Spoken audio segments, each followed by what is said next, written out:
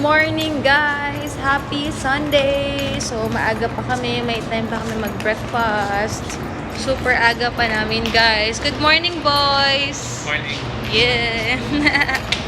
Ayan guys, kakatanggal ko lang ng tali sa hair ko pero kinurot ko siya ng konti tapos tinatali ko siya hanggat wala pa ako sa pupuntahan ko. OOTD mamaya. Guys, yung OOTD ko simple lang. Ayan lang siya. Ayan lang.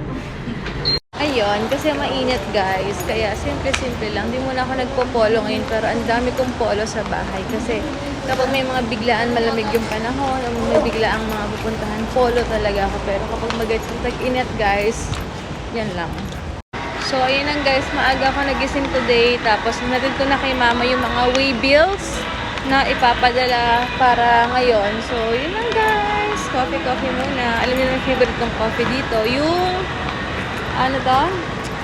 But first coffee na hot na Spanish latte.